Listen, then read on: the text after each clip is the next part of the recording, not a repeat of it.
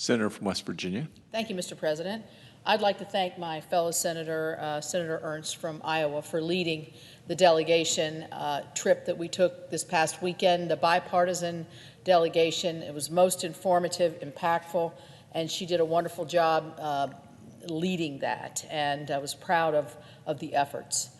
I'm here to join my colleagues today to discuss the invasion, the unjust and immoral invasion of Ukraine by Vladimir Putin, in light of the trip that we just took to Germany and to Poland. But you know, in a way, I'm kind of hesitant to do so, not because there isn't a lot to say or a lot to share, but because of the powerful words that some of the Ukrainians that we met implored us, which was, enough talking, it's time to act. And I could not agree more. But out of deep respect for them, I'd like to take a moment to make sure we all understand why we have to act and why we must act now. As Americans, and you realize this when you talk to, we did certainly when we were talking with Germans and others, Europeans, we don't have the same perspective sometimes that Europeans have that faced World War II. One of the most powerful comments conveyed when we were meeting with German officials is that their new generation, who heard for decades about the atrocities from their parents and their grandparents, and they were told this would never happen again, and yet what we see is that it is happening again. This is an unjust war, and there seems to be no level of atrocity that Vladimir Putin is unwilling to commit. Putin overestimated his ability, his army, his ability to conquer. This is supposed to be over in 3 days, according to him. He overestimated his own abilities, and he grossly underestimated the will of the Ukrainian people and the will to not just live, but to live freely.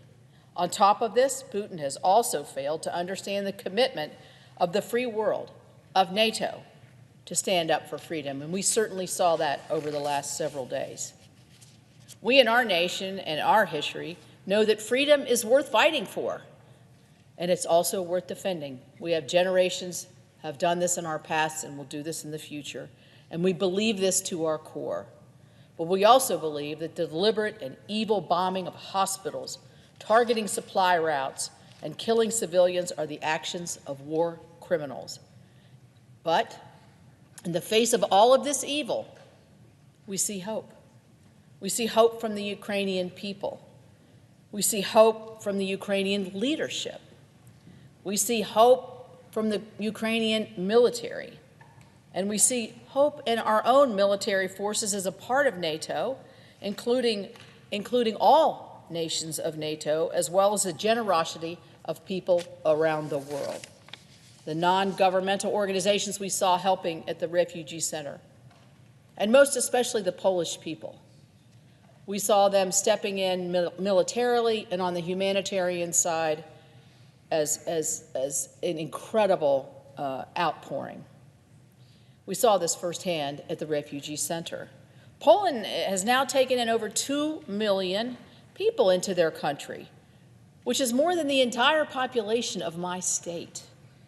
During our trip, as I said, we visited the refugee center where Ukrainians are going first to be processed as they are leaving and having to flee their country.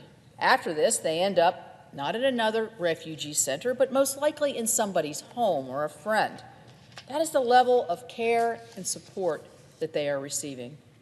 And that is the level of care and support that they deserve as a tribute of their willingness to fight and defend their freedom. Many of these women and children, mostly women and children, leaving their husbands and their homes behind. Ukraine is united, and as we were told, Ukraine will fight to the last man. May it never come to the last man, because the free world must help. Make no mistake, the United States of America has chosen a side. We side with freedom. We side with the people of Ukraine. Just a few weeks ago, Congress passed $14 billion in support for Ukraine and Central European allies amid Putin's unprovoked war. It's critical to get these funds and equipment to them now because time is of the essence.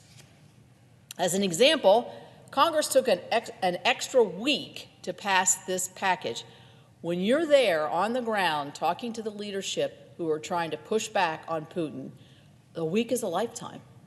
A week is a lifetime. So we cannot afford to hesitate or to cause inaction. In our efforts to get them funds, lethal, and to impose sanctions on Russia, we must act now and keep acting. So, Madam President, as you know, you were on the trip as well. We met with diplomats and generals, representatives from many of our executive branch agencies, NGOs, brave soldiers, including many from our home states. But I will never forget the words of a woman that we met named Katerina that we met at the Refugee Processing Center. She said, in desperate tones, she didn't want to leave Ukraine. She didn't want to leave her home. She wants to live in freedom and peace, but she has a 6-year-old and 8-year-old who are constantly hearing the sirens of bomb alerts, the sounds of bombing, just the violence. She had no choice. She has to leave to protect her children. So let's do what we can as much as we can and as fast as we can, and that last part is critical, to return freedom to Ukraine and justice to those who do not respect the sovereignty of nations. This is really what we owe every child in Ukraine, in Germany, in Poland, and in the United States. Thank you. I yield back.